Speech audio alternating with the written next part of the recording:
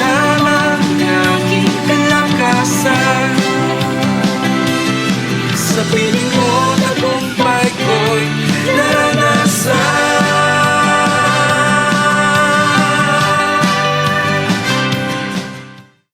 Magandang araw po sa ating lahat. Muli po ay wini-welcome namin kayo sa ating araw-araw na pagpapala at tulad ng dati, lagi po tayong nakaabang sa ano po bang pagpapala ang ilalaan ng Panginoon sa ating ngayong araw na to.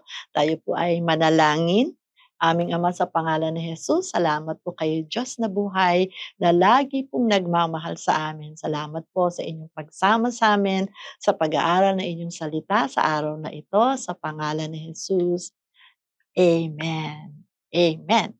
So, alam ko po na ngayon po ay patapos na ang buwan ng Enero at bago pa rin naman yung ating 2025 at marami pa rin po tayong hinahanda para po sa pagpasok ng bagong taon na ito sa ating buhay.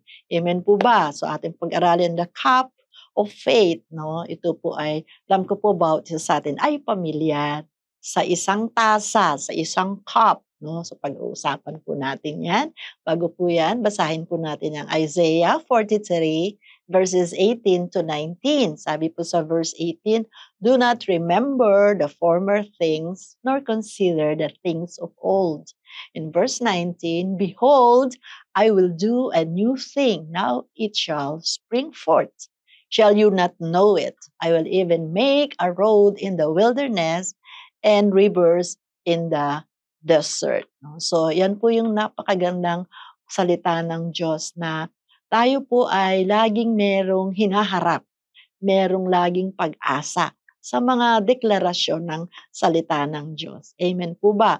So, what's filling our cups today?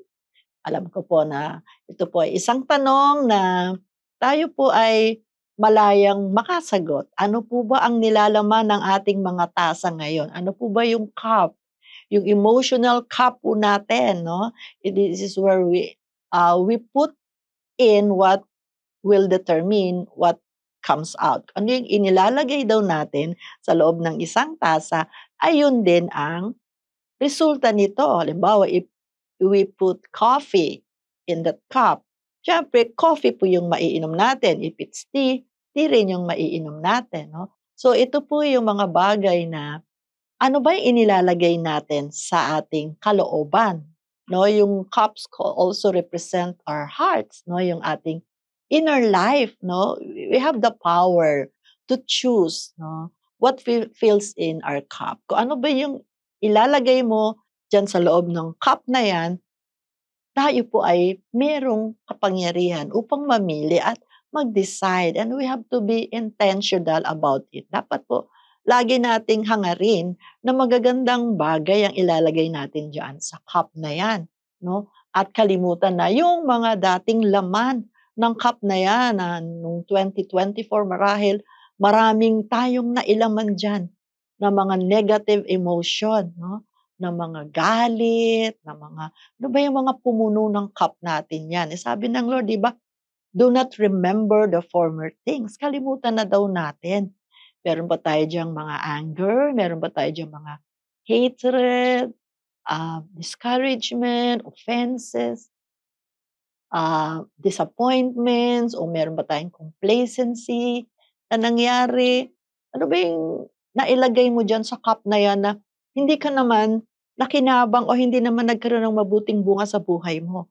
Could also be unforgiveness or unhealthy lifestyle.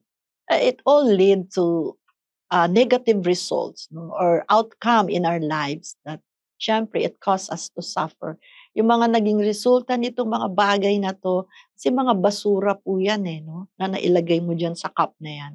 So dapat daw ay itapon na natin yung laman na yan. Kalimutan na natin. Dahil sabi sa verse 19, sabi rito ng Lord, I will do a new thing. God is a God of many chances. So let us allow God to fill our cups with all positive things. Hayaan natin na ang Panginoon ang pumuno ng bagong cup na yan ngayon na ino-offer sa atin. For this year 2025, maging maganda sana yung ating pasimula. It could This cup could also be filled with love, with joy, with kindness, no? Yung gratitude, yung forgiveness, even humility. Punuin natin ng compassion also for others and servant, yung servant heart natin, lagi natin itong pagtibayin, yung pananalangin natin, no? So yung mga luma na dati nandiyan sa cup na yan, dapat itapon na para mapunuan ito ng panibago, no? Yung mga basura niyan, hindi na natin yan kailangan sa ating mga buhay, no? And let us allow God to do miracles sa buhay natin, no? Kasi sabi niya sa verse 19 sabi ng Lord, I will even make a road in the wilderness. Pero mo, kayang gawin ng Panginoon yan and rivers in the desert.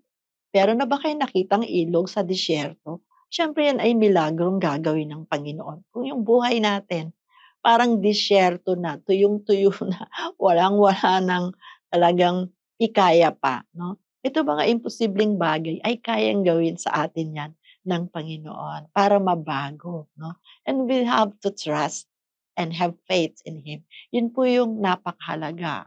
If we will allow God to fill our cups, He will give us a fresh cup of faith. Yun ang napakainam, no?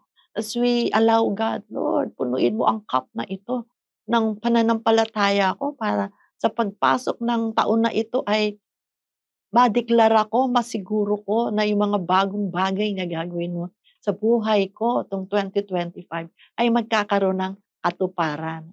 God will be with us. Hindi tayo iiwanan at hindi rin tayo pababayaan ng Lord. Pupunuin niya tayo ng mabuti at mainam na mga bagay sa ating buhay. Di ba? Sabi nga po sa Matthew 5:6, Blessed are those who hunger and thirst for righteousness, for they shall be filled. So yung cup na yan, if you filled up yan ng Lord, and it is a cup of faith, no? Yung cup na yan, pupunuin niya ng Panginoon ng pananampalataya sa atin. And it will overflow. It will overflow with the goodness of God. Mag-overflow yan sa goodness ng Lord. Mag-overflow yan sa God's grace, sa mercy ng Panginoon, sa hope. It will overflow with love, no? Alam niyo sa buhay natin sa araw-araw, everyday life hands us a cup, 'di ba? Ang buhay nagbibigay rin sila ng cup sa atin. And how do we choose to fill it up? Ano ba? Ano bang pagpili ang gagawin natin? Ano bang desisyon ang gagawin natin para yung cup na 'yan, anong ipupuno natin diyan? So tayo po yung mamimili at binibigyan tayo ng Panginoon ng kapangyarihan, ng karapatan pumili at ang maganda, pumili tayo ng tama. Let us allow God to fill our cup of faith today. Amen? So, kung kayo po ay medyo may mga pinagdadaanan ngayon, isuko po natin yan sa Panginoon. Let us allow God to decide kung ano po yung mga bagay na nararapat na gawin natin, maimpluwensyahan tayo ng salita ng Diyos. Amen? Magtiwala po tayo sa Panginoon and let us allow Him to fill our cup. Amen? So let us pray.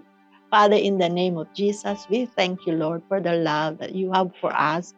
We thank you, Lord, that this year, 2025, kung hindi man naging maganda yung aming 2024, hayaan po ninyo na itong 2025 ay maging kaaya-aya po para sa maging victory po para sa amin, maging prosperity, maging ito po ay kagalakan para sa amin. Salamat po sa pagsama ninyo at tulungan ninyo kami, Lord, na ang aming pagtitiwala ay maituon po namin sa inyo pong salita. Maraming salamat, Panginoon, sa inyo pong pag-ibig sa amin sa pangalan ni Jesus.